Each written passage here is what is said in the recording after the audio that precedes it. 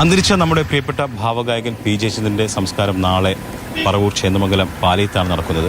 പാലിയം എന്ന് പറയുമ്പോൾ പാലിയത്തച്ഛൻ്റെ കുടുംബ അംഗമാണ് പി ജയചന്ദ്രൻ. ജയചന്ദ്രൻ ജനിച്ച വീടിന് മുന്നിലാണ് നമ്മളിപ്പോൾ നിൽക്കുന്നത്. കട്ട്ല മഠത്തിൻ്റെ മുന്നിലാണ്. ഇവിടെയാണ് ജയചന്ദ്രൻ 1944 മാർച്ച് 3 ജനിച്ചത്. സുഭദ്ര കുഞ്ഞമ്മയുടെയും രവിവർമ്മ കൊച്ചിനെയും തമ്പുരാൻ്റെയും മകനായിട്ടായിരുന്നു ജനനം. ഇപ്പോൾ ഈ വീട് വാടകയ്ക്ക് കൊടുത്തിരിക്കുകയാണ് ഇപ്പോഴത്തെ അവകാശികൾ. ഇവർ ഇവിടെ നിന്ന് 57 ഇരിങ്ങാലക്കുടയിലേക്ക് പോകുന്നു. ഇപ്പോൾ അദ്ദേഹത്തിൻ്റെ ബന്ധു ശശികുമാർ ചേട്ടൻ നമ്മളോടൊപ്പം ചേരുകയാണ്. ഇപ്പോൾ അന്ന് പോയതിനു ശേഷവും ഈ നാടുമായിട്ടുള്ള അല്ലെങ്കിൽ ഈ കുടുംബമായിട്ടുള്ള ബന്ധമൊക്കെ കാത്തു സൂക്ഷിച്ചിരുന്നു. ഇവിടെയുള്ള വിശേഷ ദിവസങ്ങളിൽ ഇവിടുത്തെ ഉത്സവങ്ങൾക്കൊക്കെ പുള്ളി പങ്കെടുക്കുമായിരുന്നു. ഞങ്ങളുടെ ഗെറ്റ് ടുഗദർ ഏപ്രിൽ മാസം നടത്തുന്ന ഗെറ്റ് ടുഗദറുകളിലൊക്കെ വരാറുണ്ടായിരുന്നു. എന്തെങ്കിലും ഫംഗ്ഷനുകളൊക്കെ വരുമ്പോൾ പുള്ളി അവസാനം ഇവിടെ ഒരു പറ വന്നിരുന്നു. കഴിഞ്ഞ 2 മാസം മുമ്പ് കൊമരഞ്ചിറ പറ വന്നു കഴിഞ്ഞപ്പോൾ അതിന് പങ്കെടുക്കാനായിട്ട് വന്നിരുന്നു. ഇപ്പോഴും നല്ല ബന്ധങ്ങളൊക്കെ തന്നെ. വലിയൊരു ഫാമിലിയാണല്ലേ? ഞങ്ങളൊരു 450ഓളം അംഗങ്ങളുള്ളൊരു ഫാമിലിയാണ് ഇപ്പോഴും. ഈ ഫാമിലിയുടെ ആസ്ഥാനം എന്ന് പറയുന്നത് തൊട്ടപ്പുറത്തുണ്ട് അല്ലേ? കൊട്ടാരം.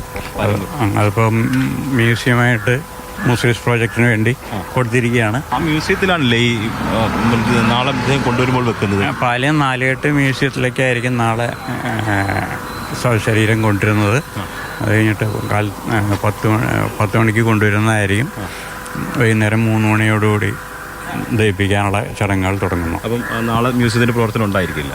നാളെ മ്യൂസിയത്തിൻ്റെ പ്രവർത്തനം ഉണ്ടായിരിക്കുന്നതല്ല.